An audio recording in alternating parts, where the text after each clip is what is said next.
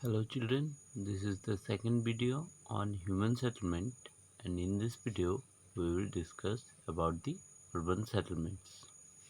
Here there had been a rapid growth of urban settlements around the world.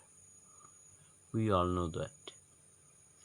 The first city to reach a population of 1 million was London in 1810 AD. That should be remembered. Which city first reached a population of 1 million? That is London. At present, 48% of world population lives in cities. And if we talk about our country, it is only 35%. Classification of urban settlements. The common basis of classifications are population size. It refers to the lower limit of the population for a settlement to be designated as urban. We all know. It is not universal and varies from country to country.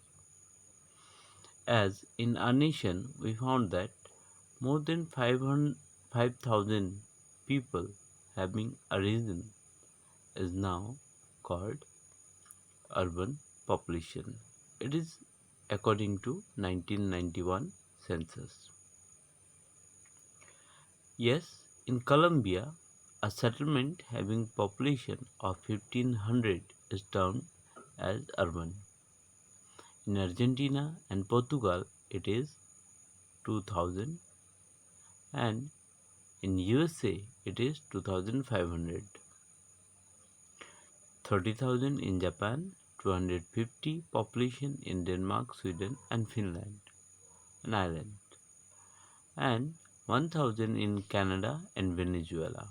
Having this number of population are regarded as an urban settlement. Now we will see the occupational structure of a urban.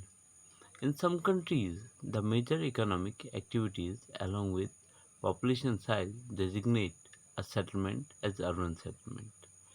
Mainly in the most of the countries, the urban settlement defined by the occupational structure. In Italy, settlement called an urban if more than 50% of its population engaged in non-agricultural activities, and in India it is just 75%. Now the administration. Administration setup also designates a settlement as urban in some countries. In India, if an area has municipality, notified area council, or a containment region or garrison containment region, may be called urban. Now the location. Location of urban centers is examined with reference to their function, that is, strategic towns offering natural defense, mining towns, industrial towns, tourist center, places with historical relics and other that can provide proper living condition have the potential to look into the urban center. Hope you understood. Now the functions of urban centers.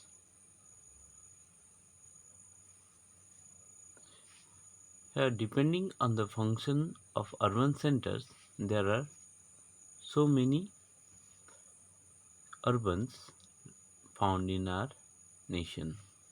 The structure and function of any region varies in terms of function, history of development, as well as the age of the town and also the geography of a region. Some towns and cities specialized in certain functions as they are known for some specific activities, products or services. However, each town performs a number of functions. On the basis of functions, Indian cities and towns can be broadly classified into administrative towns and cities, industrial towns, transport cities, commercial towns, religious and cultural towns, and tourist towns. This is the most important thing, and it may occur in your board examination that the classify the urban cities of India according to its function. Now, the administrative towns and cities. Towns responding or supporting administrative headquarters of higher order are administrative towns. Here you can see some administrative cities like Chandigarh, New Delhi, Bhopal, Shillong, Guwahati, Imphal, Srinagar, Gandhinagar, Jaipur, Chennai, etc. Wherever you will find that there are some headquarters or capital cities in India, mainly all these are known as administrative towns and cities. Now the industrial towns. Industrial towns constitute prime motive force of these cities such as Mumbai, Salem, Coimbatore, Modinagar, Jamshedpur, Hooghly, Bhilai, Durgapur, etc. All these are industrial towns in our nation. The transport cities.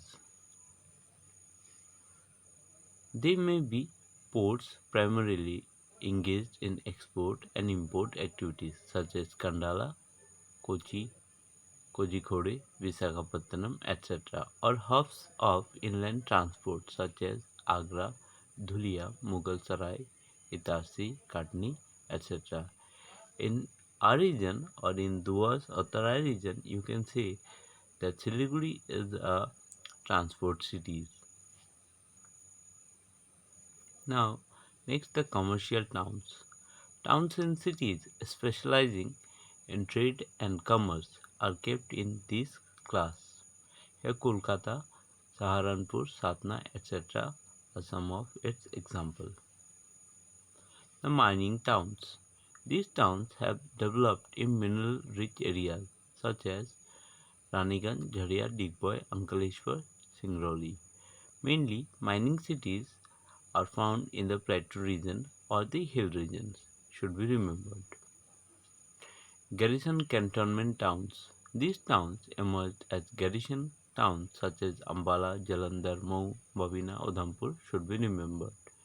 As because here you will be given a MCQ type question and you will be asked to find out a garrison cantonment towns.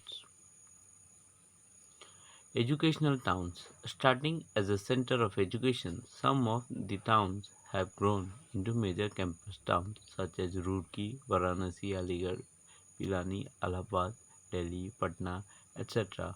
or are the hub of education in our nation.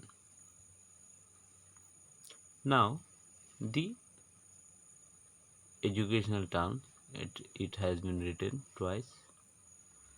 So now it is religious and cultural towns. Varanasi, Mathura, Amritsar, Madurai, Puri, Ajmer, Pushkar, Tirupati, Kurukshetra, Haridwar, Ujjain came to prominence due to the religious or cultural significance. In these cities, you will find mandir, masjid, kirja, whatever are the religious things available. These all are under this category of towns.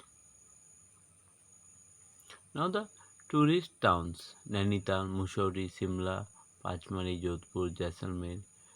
Okay, like these cities are also available as tourist towns. Here, the nearest cities like Gangtok is also Gangtok, Darjeeling are also tourist towns.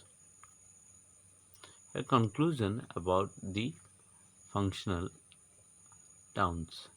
These cities are not static in the functions. The functions change due to their dynamic nature. As we all know that nothing is static in the world. Even specialized cities, as they grow into metropolises, become multifunctional, wherein industries, business, administration, transport, etc., become important. Yes, the functions get so intertwined that the city cannot be categorized in a particular functional class. Hope you understood. Nothing has a specialization in one part. So now the cities or the towns also developed in various activities. Now we will classify towns on the basis of forms. Urban settlement can be linear, we have also studied, square, star, or crescent shaped. Cities in developed countries are planned, while in developing countries have evolved historically or geographically irregular shapes. Chandigarh and Canberra are planned cities, while smaller towns in India have evolved historically from walled cities to a large urban sprawl. Here, Chandigarh, Delhi, and Kuch Bihar. You can also say that Kuch Bihar, Chandigarh, Delhi are some planned cities in India. Addis Ababa, it is established in 1878. It is a capital city of Ethiopia and is located in hill valley topography. It is a large nodal center, has large markets and government headquarters. The city has witnessed rapid growth and expansion in all directions that should be remembered. Now the Canberra. Canberra established in 1912, it is the capital city of Australia. It is a garden city with wide open spaces, parks and gardens. Initially, it was built to accommodate 25,000 people, but now it has expanded to accommodate many satellite towns. And now the Canberra has become a conurbation. Depending upon the size and services available, urban centers are classified further as follows. Here you can see the towns. This can be well understood with reference to village. Specific functions such as manufacturing, retail and wholesale trade and professional services exists in towns. Here the next step of the towns is city. The city are larger than towns, have greater numbers of economic functions, tend to have transport, terminals, major financial institutions, and administrative offices. Here it has more activities or functions than the towns. In the words of Louis Humphreys, the city is in fact that physical forms of the highest and most complex type of associative life. Now, the conservation. The term conservation was coined by Patrick Geddes in 1915. Should be remembered. This may be occur as a MCQ. This is applied to a large area of urban development that resulted from the merging of originally separate towns or cities like Greater London and Tokyo, also as Greater Mumbai that we have in India. Now, next is megalopolis, popularized by Jean Gottman, should be remembered. This signifies super metropolitan city or region extending as union of conservation. Example, urban landscape stretching from Boston to Washington is an example of megalopolis. Million city. It refers to a city whose population reaches more than 1 million, that is 10 lakh. That is here, for example, you can say London reached million mark in 1816, followed by Paris in 1850, and by 1950 there were around 80 such cities. Now it has become more than 200 such cities are available in the world. Distribution of megacities. The number of megacities or megalopolis has been rising rapidly. The number of megacities is 25 currently. Okay. At present, the number of million cities in Europe is 58, 206 in Asia, 79 in North and Central America, 43 in South America, 46 in Africa, and 6 in Australia. They are also inadequate in infrastructure such as electricity, sewage disposal, health and education facilities. Though the distribution of megacities has reached to the top, but the facilities was not adequate. Now, problems of urban settlements. Here you can see we have classified the problems of urban cities as economic problem. Their decreasing of employment are main the problems of urban settlement. Next is pull of unskilled and semi-skilled labor. Rate dated employment opportunities. Next type of problem is socio-cultural problem.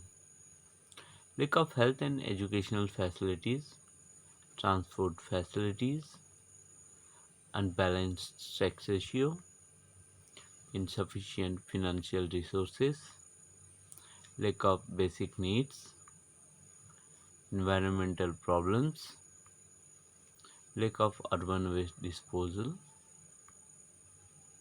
lack of potable water, improper sewerage facilities, air pollution, water pollution, noise pollution. These are the three categories which affect the urban settlement mostly, should be remembered.